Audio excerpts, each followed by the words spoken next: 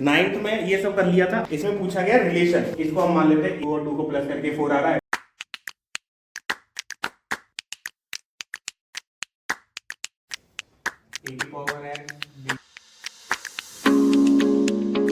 देखो नाइन्थ में ये सब कर लिया था। अब इसमें है क्या, इसमें पूछा गया रिलेशन, वेरीफाई करना है relation between zeros and coefficient. ठीक है, रिलेशन हमें बताना है जीरोस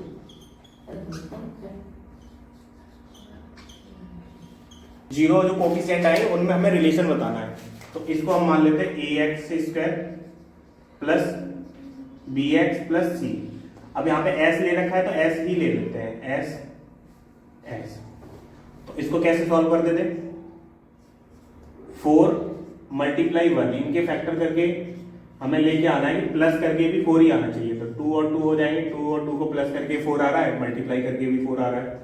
तो 4s स्क्वायर माइनस का 2s माइनस का 2s प्लस 1, कॉमन क्या आएगा 2s, ये बचेगा 2s माइनस का 1 माइनस 1 कॉमन ले लो, 2s माइनस 1, 2s माइनस 1 और इधर 2s माइनस 1, मतलब ये 2s माइनस 1 का होल स्क्वायर बन सकता था।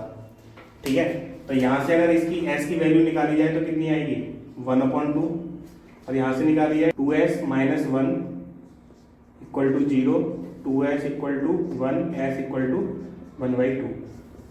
ये डायरेक्ट निकाल दिए, सॉल्व करके निकाली है। अब जब इसमें देखा गया रिलेशन, तो इसमें अगर हम इन रूट का, ये सारे हमारे क्या है रूट है या जीरो है,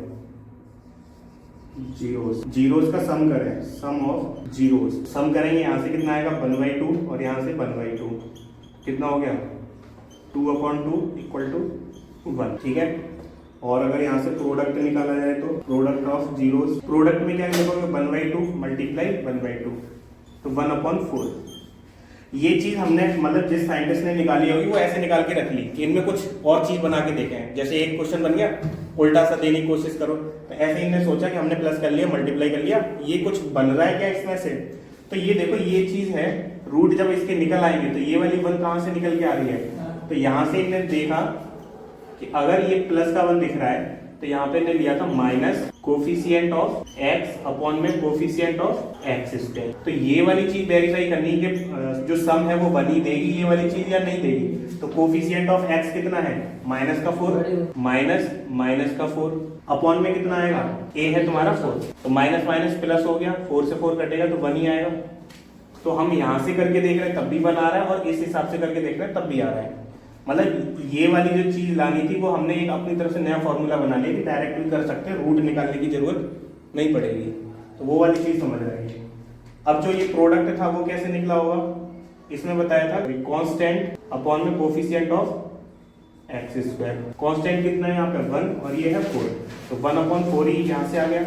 इस चीज को क्या लिख सकते हैं c/a, और इस वाली को लिख सकते हैं माइनस का b/a। इस वाली इक्वेशन से अगर कंपेयर कर दिया जाए तो ठीक है। तो जो ए था पहले वाले क्वेश्चन में ए की जरूरत नहीं पड़ी, मतलब था ही नहीं वहां पे, यहाँ पे ए लगा के देखा तब भी यही आ रहा है।